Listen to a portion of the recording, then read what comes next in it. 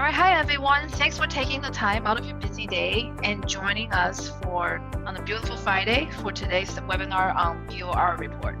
So we plan to spend about 20 minutes talking about BOI reporting, what it is, who does it affect, and some common questions that people may have. So feel free to reach out if you have any questions. And then let's dive right into it. So BOI reporting requirement came into effect as part of the Corporate Transparency Act. Now, the main purpose of the act is to help combat crimes like money laundering, tax evasion, and terrorism. So again, the purpose is to help government create a database of beneficial owners of small businesses. So I want to really drill this home. I want to be super clear on this. This is not Corporate Transparency Act is not a tax regulation. So because that's not a tax regulation, it's not being reinforced by IRS. This report is not getting submitted to the IRS. It does not have any tax implications. This has more to do with FinCEN, which is a separate governance for financial institutions. So this regulation still affects a lot of people, particularly the landlord clients that we work with, because a lot of them hold real estate investments in LLCs.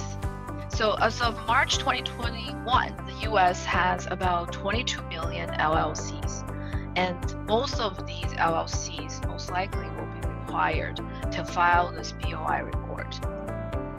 So what is the compliance requirement for filing the BOI report? Again, like I was saying in the previous slide, this report does not go to IRS. You're not paying any taxes on this report. You're disclosing the ultimate owners in your business to this, government called FinCEN. So for all the new business established after January 1st, 2024, you have to file this report within 90 days after formation. For business that were established before January 1st, 2024, you have until December 31st, 2024 to file this BOI. And then you can do this online on the BOSS system, which stands for Beneficial Ownership Secure System. So who is a reporting company? Who needs to file, really? So we've come up with this decision-making chart to help you decide if the business you have fall under this definition of reporting company.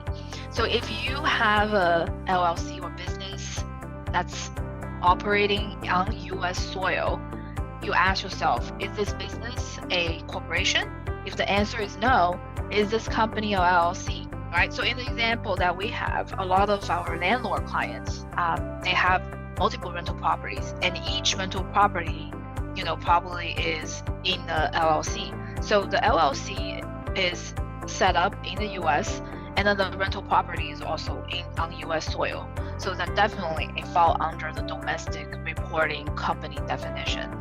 And in the case where some owners, they're sole proprietors, so they don't have LLC set up, but then they filed or they created an entity by filing a document with their state Secretary of State, then that will still make them qualify as a domestic reporting company.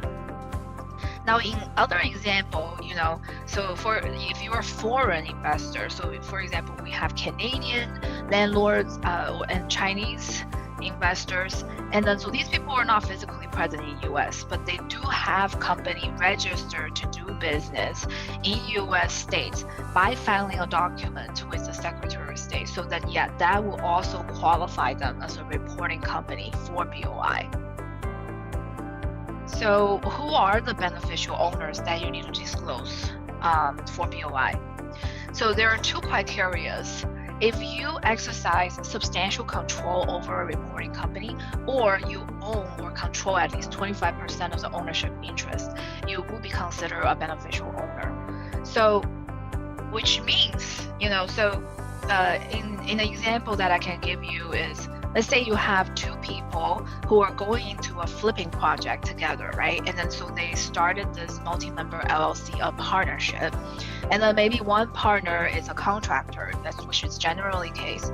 So he does not necessarily have any equity in the partnership, because the other one is a passive partner who just bring money to the table, but the other guy is doing all the work, right?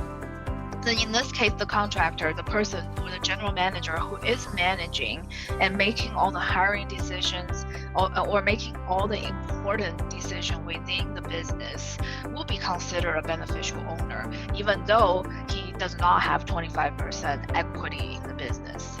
And then in the other case, which is more straightforward, right? Like if on your article of incorporation it states that you own, 25% interest, then yeah, definitely your name will be included on this BOI report. So what information do you need to file BOI? So for the reporting company, you need to have your full legal name ready, or if you are doing business under a DBA, have that file ready as well. And then you need a complete current US address. Please note that the principal place of business, this address cannot be a PO box. It cannot be an in care of business address. It needs to be a real US address. Now, if you are a foreign reporting company, then you need your state of first registration, your IRS EIN number for the entity, and then each beneficiary owner and company applicant. What's company applicant? Company applicant is basically someone who help you prepare the report. So they're not necessarily owners, but then they help you, fill in the information. And then the company applicant could be your attorney, it could be your CPA or your enroll agent or accountant. It could be, a staff on your team. But you need to disclose their name after January 1st, 2024 on the BOI. So not all the reporting companies are required to report information about company applicant. But if for after January 1st, it is required. So what do you need to file their information? You need their full legal name, you need their date of birth, you need their complete current address, and then if you don't have a SSN or an ITIN or tax identification number in the US, you will need to have, a driver license or a foreign passport to fill out the BOI report. So now we cover, some of the basic information for the BOI. I want to dive into some common questions. Now, before I jump into these questions, I want to also highlight the consequence of not following the BOI requirement. It's $591 penalty per day if you file the information late. So like say, for example, if you're not following the guideline and then filing your BOI report after 90 days of forming your business, if your business is established after January 2024, or if you fail to file your BOI report for business established prior to January 2024, you will still be subject to a $591 penalty per day up to $10,000 a year. And if you make up fake information, you try to,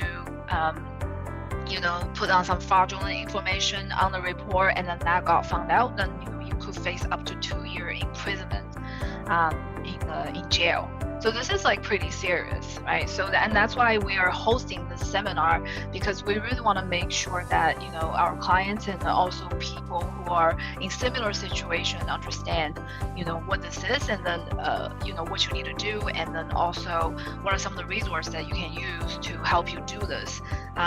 So yeah, hopefully we can shed some light on some of these questions so that you don't have to face those hefty penalties.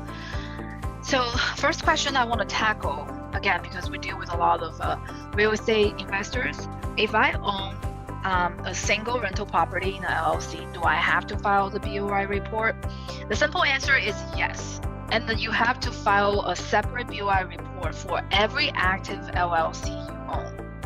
So exception is, let's say if you have, and that probably doesn't really apply to a rental business, but I mean if you have like a property management LLC and then you employ more than 20 people and then your revenue is more than 5 million from US source income, then you may not need to file your LLC BOI.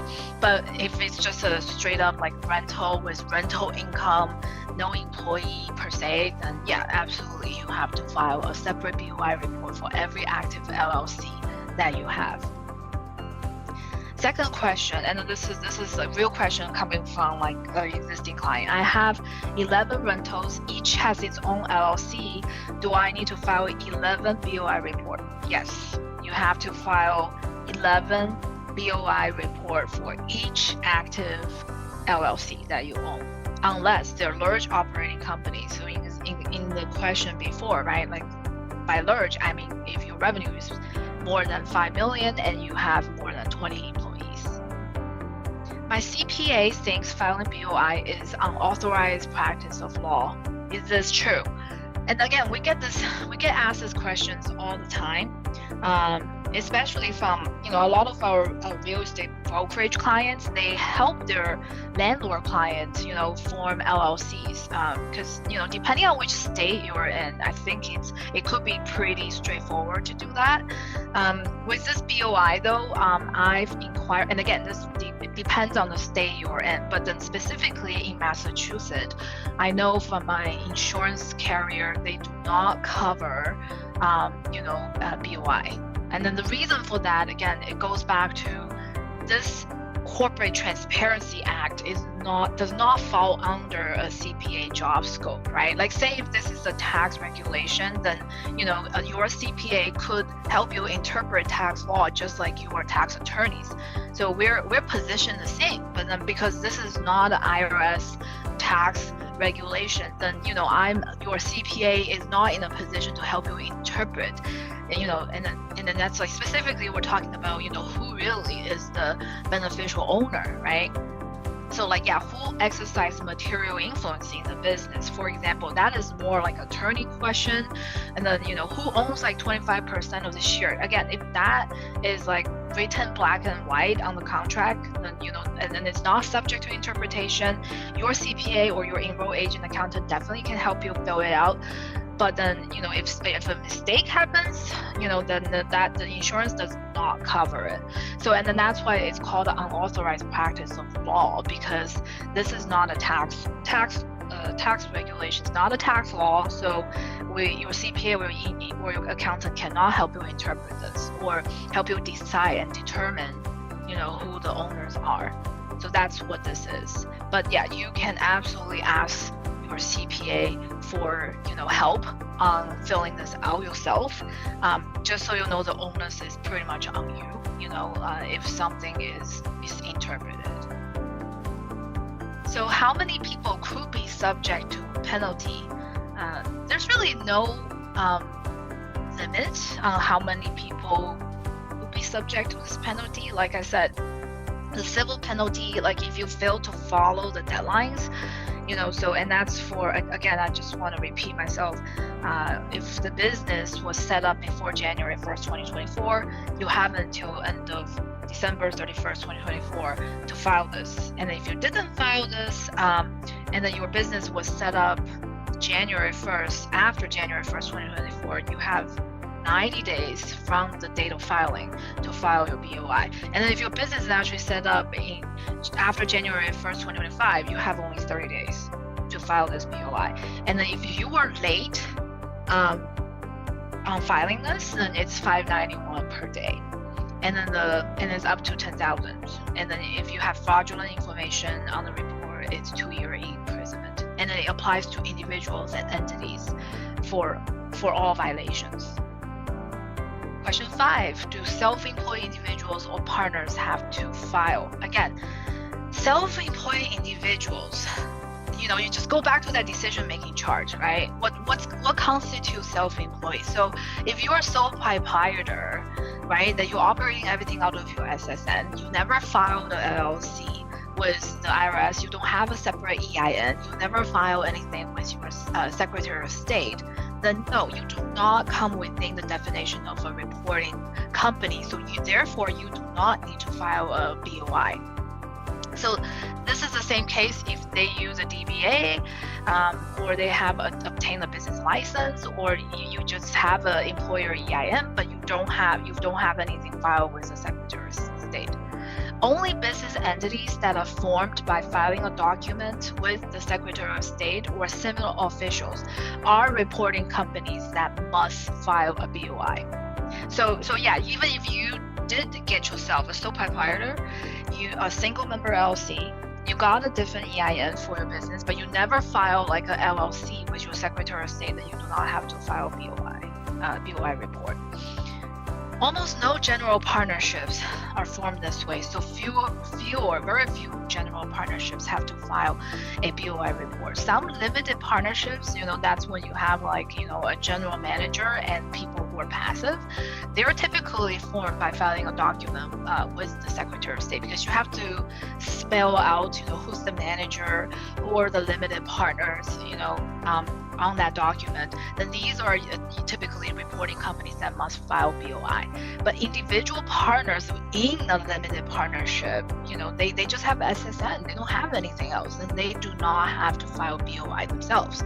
The limited partnership must file like a single BOI listing all the partners that has 25% or more ownership interest on their BOI report. So it's one BOI report for the partnership, the limited partnership that has multiple members. But the partners within the partnership, they don't have to file anything individually. It's just the business, they have to file the BOI, and it's just one BOI per entity. And then you have to list out anybody with more than 25% interest. The only exception for the partnership is if they have employees. If they have more than 20 full-time employees, and then they reported more than 5 million in U.S. source income, then they do not need to file BOI. What if my business does not have a physical address? You have to provide a current address. So if you don't have a PO, so it cannot be a PO box, it cannot be your attorney's address or in care of address. So when you file your BOI report, just be extra careful with this. You need to make sure that it's a real physical address. So if you've used like someone else's address for everything else, make sure that you don't do that with the BOI. Is it only CPA firms subject to Sarbanes-Oxley don't have to file BOI report? Accounting firms are actually exempt. So accounting firm like myself, we are exempt from filing the BOI report, even if I'm not registered with the Sarbanes-Oxley. Registered agent responsibilities. So there are a lot of clients, and I think this happens a lot with real estate, because the clients are not here, so they don't really have an address that can help them receive like government correspondence. So either the property management company will help them, will act like the registered agent and then help them file, or they will be paying for like a registered agent address. So in that case, are these registered agents responsible for filing the BOI report? Absolutely not. This is not a responsibility falling under the registered agent. Their responsibility is just to receive correspondences, but then they are not required to file the BOI. I mean, they could be offering. I know a lot of real estate brokerage firms, they're actually offering to file this for their clients. So yeah, they could be filing this on behalf of their client, but they're not required. I own a reporting company, but I don't have a SSN. So I think I sort of briefly touch on this. If you have a U.S. reporting company that have to file BOI, but you don't have SSN, you just need to make sure you provide a foreign passport that can be used to identify you. So if you have a U.S. driver license, you can use that, or a foreign passport with your name and a picture. Naming your attorney in the BOI report, and then this again goes back to the company applicant. When do you need to disclose that? So for reporting companies created after January 1st, 2024, the company applicant must be identified in the BOI report. So they're gonna ask you to fill that out, along with your business address. To fill this out, what you need from the applicant is their business address, the date of birth, and their SSN. If they are in US, if they're foreign, make sure you get their ITIN. If they don't have that, then make sure you have a copy of their foreign identification document. So there can be up to 2 applicants for your BOI report. The first applicant is always an individual. Is always the individual who electronically or physically filed the article of incorporation for your corporation with the Secretary of State. So like if you hire your attorney to do that, you definitely need to name them, or you hire your real estate brokerage firm to do that, they will be named as a company applicant there as well. Or it could be your CPA, then yeah, their name will go on there as well.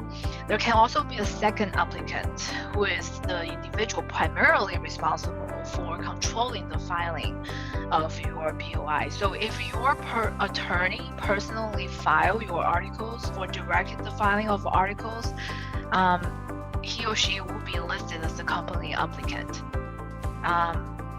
So in the case of an attorney, it's a little bit different because sometimes you could be working with a lawyer, but then the paralegal will be the one prepare your paperwork. So it's not the paralegal. Is the paralegal's name going to go on there, or your attorney's name is going to go on there? So it just depends. It really depends on who did most of the work, right? So if your attorney is the one who give instruction to the paralegal, and then so basically your lawyer give instruction to your paralegal to do all the work, then yeah, your lawyer's name will be the company applicant. But if your lawyer was not even involved in any of that, the paralegal did all the paperwork and did all the filings and filled out everything, then yeah, the paralegal will be the company applicant. Question 11. If a person listed on BOI is later dismissed, does this trigger a new BOI report? Yes. So anytime your business address changed, your driver license expired, or original shareholder got dismissed, or original beneficial owner got dismissed, then you need to file a new BOI report. So this is not something that you need to file annually, right? Like this is not like your annual report with the state government. This is something that anytime a change like this happens, any change happens in the business, you need to update it. And that's when the BOI reporting requirement get triggered. Question 12. Some years ago, I gave my child 90% of a corporation, but he has no voting right. Do I have to include him as a beneficial owner? No, not if your child is still a minor. You can list yourself as the beneficial owner instead before your child turns 18. And your company must file an updated BOI report listing your child as beneficial owner once your child becomes adult. And the fact that your child's share have no voting right has no impact whatsoever on whether he or she is a beneficial owner for BOI reporting purpose. If I were a criminal, why would I file BOI? So for the same reason, non-criminals file themselves, which is to avoid the civil and criminal penalties for not filing. It's very likely that if you're a criminal, you are not going to comply with the Corporate Transparency Act, just like how they fail to comply with many other laws. But here's the catch: it's not difficult. It's really not difficult for FinCEN to match corporate LLC and similar filings with the Secretary of State and those already in their BOSS database. Almost all industrialized nations already require that BOI report filed by a business, and those nations have found them very helpful in combating money laundering and other criminal activity. So the United States is literally the last major country to require like a centralized BOI filing. So the key takeaway from today's webinar is really to inform the public that BOI reporting is not mandatory for small corporations and LLCs. So if you're a landlord, you own rental properties, this could apply to you. And then the scope includes business formed before and after January 1st, 2024. You could incur significant penalties for non-compliance And the whole point of doing this is as a global effort to combat financial crimes. So some of the resources that we have, again, you could contact us if you have any question about filing your BOI report. We're always here to help. However, we cannot sign off on the report, the BOI report, because our insurance does not cover this. And it goes back to what I said before about this being unauthorized practice of law. So we do have some resources available for people who, need some guidance and or clearance on, how to do this. We are partnered with a third-party company called FileForm. I mean, you always have the option to DIY everything yourself and then file it on that BOSS system, or you could pay, very little money, maybe $100, to file this BOI correctly on FileForm, because FileForm is super easy to use. It's more efficient to file. It's not like a very dated government system that you have to deal with.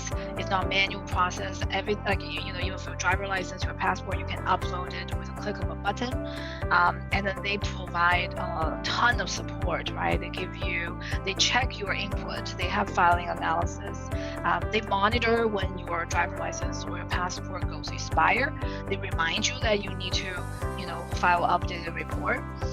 So just for those safety measures in place, we definitely think it's worth the small charge that it will cost you to file it soon up, because just for peace of mind and also for easiness of getting this done, right? And then we are also very familiar with the FileForm platform, and then we can definitely guide you through how to fill everything out, and then have you sign off in the end. And then feel free to again contact us if you have any question about filling out this BOI report and how to do it. We have a partner link that we can send if you do want to use FileForm, which is like the biggest platform in the country right now that does this. Like, this is all they do, right? Like that's day in, day out. That's all they do. We have a partner link that we can send you so you can use it and get some discount, and then we can also offer some help to fill out this correctly the first time. So with all that said, thanks everybody for your participation. I hope this webinar was useful. I have listed here our office number and our website. You can always reach us either by phone or by email, and then you can schedule a consultation, so someone on the team will always get back to you within 24 hours. So thanks everyone. I hope you have a good weekend.